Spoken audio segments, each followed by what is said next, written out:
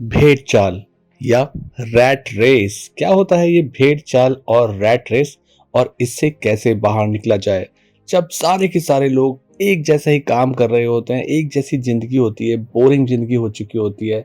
आपको लगता है कि पूरे दिन आप थके थके रहते हैं, शरीर से भी और मन से भी। नींद जरूरत से ज्यादा आती है, और आप ऑफिस का काम घर पर लेके जाते हैं और घर पर ऑफिस का काम करते हैं। दोनों जगह उलट पुलट चलती रहती है। आपके रिश्तों में तनाव होता है, दोस्तों से खिंचाव होता है, रिश्तेदारों से, परिवार में वजन बढ़ रहा होता है बिना किसी डाइटिंग के, और आप बैड डाइटिंग प्लान और स्ट्रेस से जूझ रहे होते हो। तो आपको ऐसा लगता है कि सारी दुनिया में क्या ऐसा ही होता है, और आप हमेशा अपने पास्ट के बारे में सोचते रहते हो कि क्या करें क्या ना करें, क्या गलत किया था उस समय। कोई गोल और पर्पस आपके पास नहीं होता है, और लगता है कि लाइफ आगे बढ़ ही नहीं रही है, वहीं के वहीं है। ये सब भेड़ चाल में रहने की वजह से होता है। सॉल्यूशन क्या है? सबसे पहले लाइफ में एक गोल और पर्पस का होना जरूरी है। क्योंकि आप कितने ही अच्छे क्यों ना हो, अगर आपकी लाइफ में कोई गोल और पर्पस नहीं है तो आप निशाना कहाँ लगाओगे?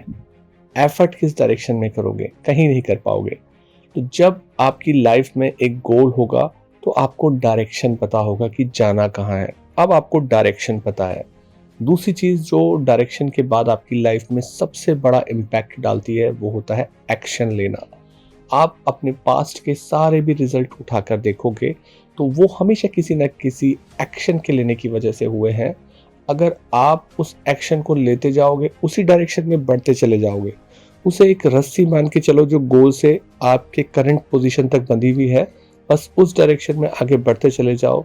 जितना तेजी से बढ़ोगे उतना तेजी से आप अपने गोल और सक्सेस की तरफ बढ़ते चले जाओगे। समय कम है, ये बात सही है।